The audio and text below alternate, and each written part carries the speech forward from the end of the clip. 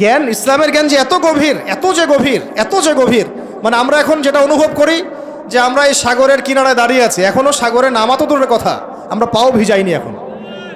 এটা হলো দ্বীন ইসলামের জ্ঞানের গভীরতা। আর আমাদের 90% মুসলিমের কান্ট্রি, এখানে শিক্ষা ব্যবস্থায় ইসলাম নাই। কোরআন বাধ্যতামূলক না, হাদিস 100টা বাধ্যতামূলক না। 20 বছর পড়াশোনা করে আমাদের ভাইরা 20টা সূরাও শিখে না।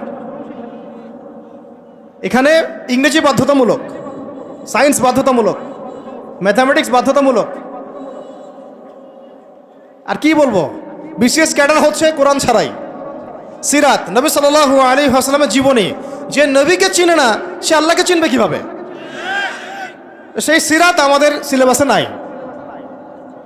আপনি দাঁড়ান, একজন দাঁড়ায় বলেন তো যে 20 বছর পড়াশোনা করেছেন, আপনার সিলেবাসে সিরাত ছিল?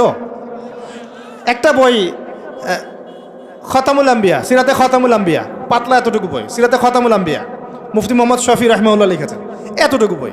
এই বইটাও কি পড়াইছে? তাহলে একটা দেশের শিক্ষা কমিশন কি করছে আসলে? এদেশের কোটি কোটি ছেলে, কোটি কোটি মেয়ে, কোটি কোটি শিশু কোরআনবিহীনভাবে শিখছে, হাদিসবিহীন শিক্ষা শিখছে, সিরাতবিহীন শিক্ষা শিখছে, ইসলামের ইতিহাস নাই, আকিদা তো বহুদূরের কথা, ফরজে আইনেরও কোনো পড়াশোনা নাই। কিন্তু এখানে আপনি শরীফও পাবেন,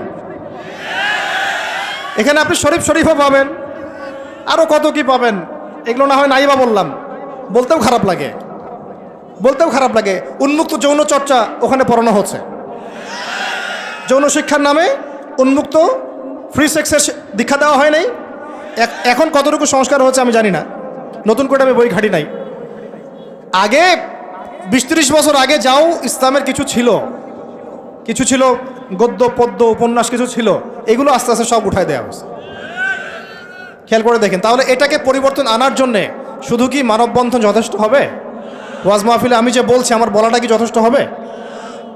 এরা শুনেও শুনবে না, দেখেও দেখবে না।